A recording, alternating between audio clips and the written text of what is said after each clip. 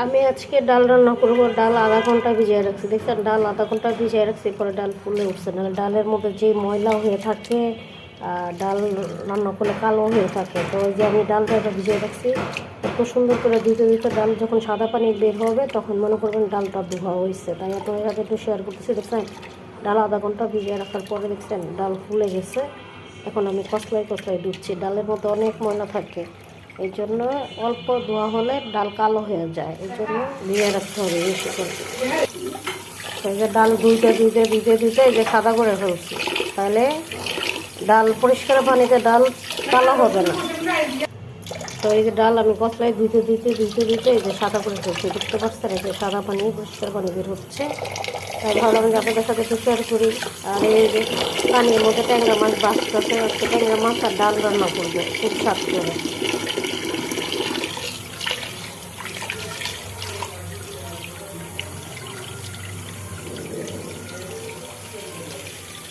এখন আমার ডাল এখন সাদা পানি ধপধপ হয়ে যাচ্ছে। এখন ডাল রান্না করবে, একটু কালো হবে না, একদম সুন্দর হবে ডালটা। তো আজকে এই পর্যন্ত শেষ করলাম। ভালো থাকবেন, ভালো লাগলে লাইক শেয়ার সাবস্ক্রাইব করতে ভুলবেন না। Bye bye.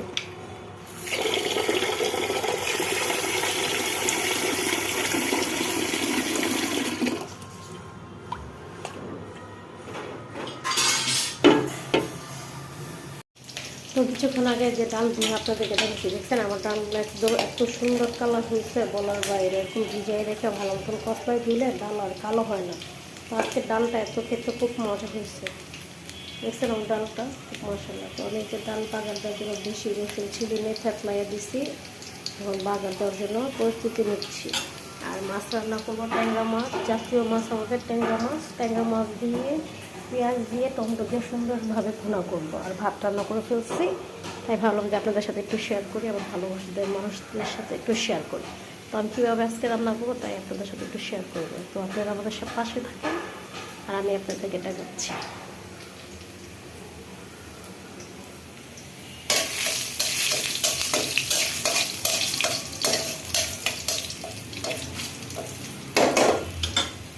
তো আমার আজকে ধন্যবাদটা শেষ হয়ে গেছে, তারপর একটু ছিল ফ্রিজে, খুঁজে মুজে একটু পাইছিলাম, তো সেটাই ডালে দিয়ে দিচ্ছি। ঢালে আবার ধন্যবাদ না দিলে মজা হয় না, এমনি নিজের খুঁতখুতি মনে হয়।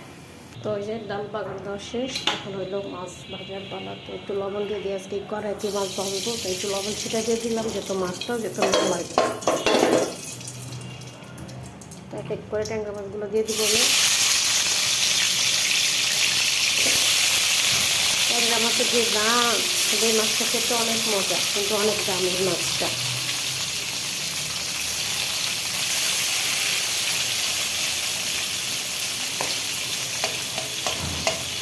এটাকে খুব সুন্দর করে একটু হালকা ভাজা দিয়ে তারপরে দেখছেন একটু মাছ ভাজি কিনে মাছ কেন রটতেছে না, আমি চুলানি ধরেছি আমার আহারে।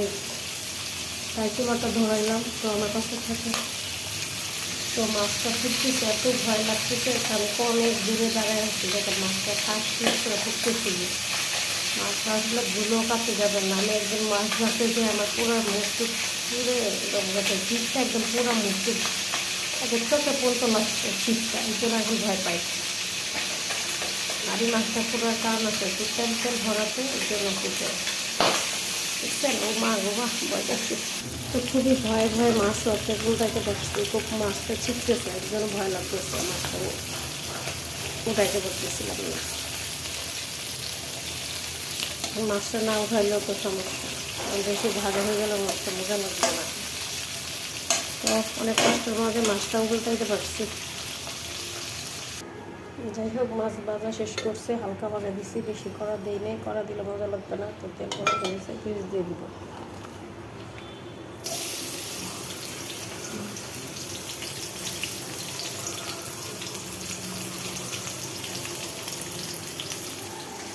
তো আমি যে পরিমাণ মতো লবণ দিয়ে দিব, তাহলে পেঁয়াজটা একটু নরম হয়ে যাবে। এতটুকু লবণ দিয়ে দিলাম, আর একটু আরও রসুন দিয়ে দিব, ওদের সাথে যেন ভালো ভাজা হয়ে যায়।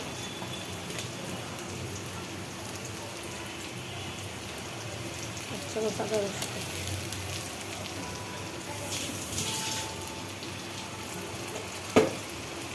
এক এক করে ভেজে নেব।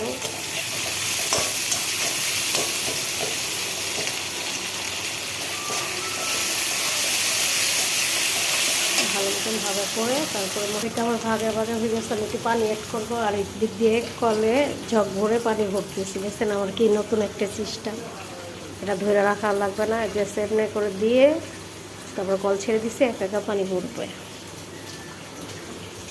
ওই যে এটা ভাজা ভাজা হয়ে গেছে, আমি এখন মশলা যাচ্ছি।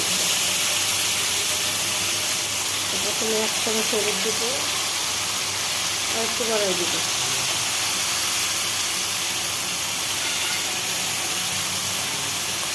একটু হালকা হালকা তো 2 চামচ দিলাম, একটু হাত দিয়ে জিরা গুঁড়া দিয়ে দিলাম। এদিক দিয়ে আবার পানি পোড়ানো হয়ে গেছে, এখন আমি কল বন্ধ করে দিলাম। মিক্সার কীভাবে ইজি হয়ে যায়, কাজ রান্না হয়ে গেলো, ঝাঁকা গুঁড়া হয়ে গেল। এটাকে ভালো মতো কষাই কষাই কষাই কষাই জগটাকে দিয়ে আসি। যেটা কষানো হয়েছে তখন আমি দিয়ে দিব টমেটোগুলো। টমেটো দিয়ে একটু পানি দিয়ে কষাবো।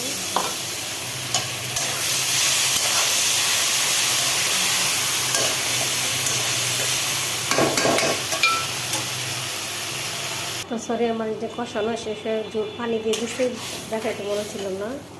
আমি এক এক করে এখন মাছগুলো দিয়ে দিব, একটা একটা করে সুন্দরভাবে। তো আজকে আমার ধন্যবাদ কালে আমি জিরা দিয়েছি।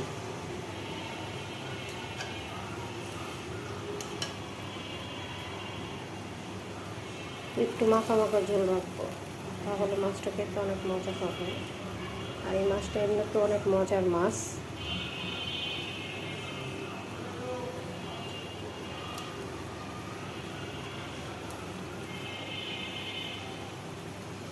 সাথে যে কাঁচা মাছটি দিয়ে দেবো।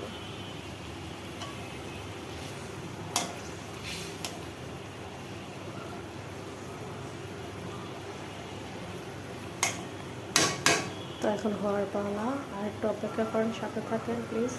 তো এই যে আমার রান্নাটা ডান। এখন আমি সামান্য একটু জিরা গুঁড়ো দিয়ে দেব। এই যে জিরা গুঁড়ো দিয়ে দিলাম।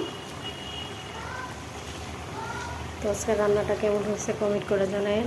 তো এই পর্যন্ত শেষ করলাম। ভালো থাকবেন, ভালো লাগলে লাইক শেয়ার সাবস্ক্রাইব করতে ভুলবেন না।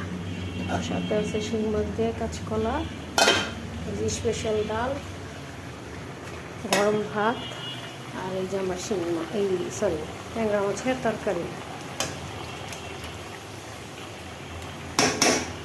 খুব সুন্দর হয়েছে আজকে তরকারিটা।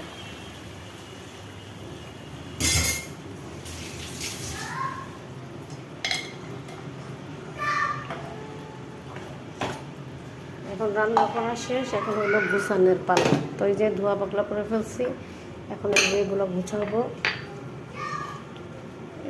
চলার পর সাইড সব মুছে ফেলবো।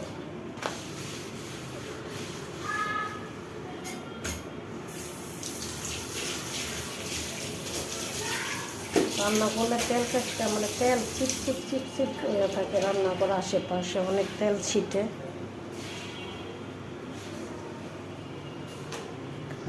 তো এই যে আমার তরকারিটা মাশাআল্লাহ খুব সুন্দর হয়েছে। তো আচ্ছা, এই পর্যন্ত শেষ করলাম। ভালো থাকবেন।